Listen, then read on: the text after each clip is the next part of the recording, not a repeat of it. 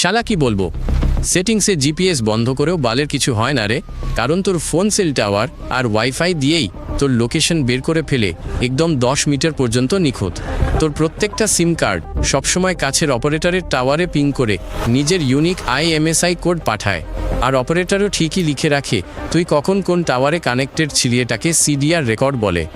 আইন অনুযায়ী শালা অপারেটররা এই ডেটা অন্তত 3 বছর ধরে রাখতে বাধ্য, আর পুলিশের ফালতু আবদারে কোনো কোর্টের পারমিশন ছাড়াই সব দিয়ে দেয়। রাশিয়ায় এটা 374 এফজেড আইন, তুই নিজে গুগলে খুঁজে দেখতে পারিস। কিন্তু এ তো সবে শুরু।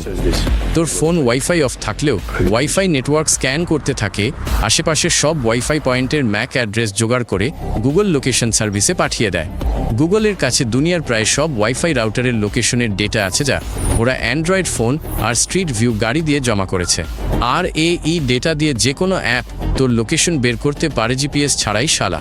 এমনকি ফ্লাইট মোডেও phone wifi MAC address record করতে থাকে, আর যেই তুই আবার ইন্টারনেট চালু করবি তখনই গুগল সার্ভারে সব ডেটা সিঙ্ক করে দেয়। সোজা কথা, তুই যে কোনো উপায়ই পুরা ফাঁসবি শালা। একমাত্র সত্যি উপায় হলো ফোন সাথে না রাখা। কিন্তু আজকালকার দিনে ফোন ছাড়া মানুষ যেন একটা ল্যাংড়া, একদম ইনভ্যালিড। তাই ওয়েলকাম টু সার্ভিল্যান্স সোসাইটি সোনা। সম্পূর্ণ ভিডিও দেখুন ইউটিউব চ্যানেল টাস্কিতে।